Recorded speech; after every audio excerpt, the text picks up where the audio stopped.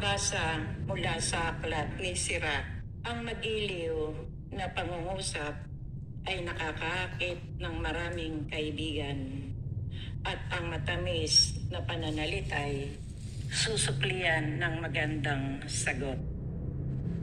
Makipagbatian ka sa maraming tao, ngunit isa lamang sa 1,000 pangihingan mo ng payo. Bago ka makipagkaibigan kanino man, subukin mo muna siya at huwag mo siyang pagtitiwalaan agad. Sapagkat may mga kaibigang mapagsamantala na di mo maasahan sa oras ng pangangailangan. May kaibigan kung di nagtatagal at nagiging kaaway mo, at ibubunyag pa niya ang pagkakagalit ninyo. Ano pat lalabas kang kahiya-hiya. Meron ding kaibigang kasalo-salo mo sa pagkain, ngunit mababayaan ka sa oras ng kagipitan.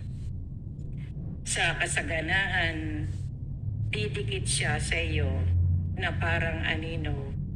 Utusan niya pati ang mga katulong mo, ngunit kasawi ay pababayaan ka niya. Pagtataguan ka at di mo na siya makikita. Lumayo ka sa kaaway at mag-ingat ka sa kaibigan. Ang matapat na kaibigay parang matibay na kuta.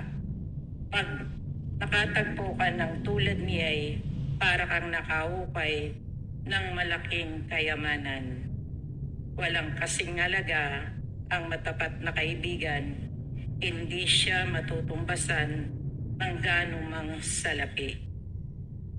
Ang matapat na kaibigay parang gamot na nagbibigay buhay, at siya'y matatagpuan lamang ng mga may takot sa Panginoon. Ang may takot sa Panginooy makakatagpo ng tapat na kaibigan, at ang mga kaibigan niya ay tulad niyang may takot sa Panginoon. Ang salita ng Diyos. Salamat.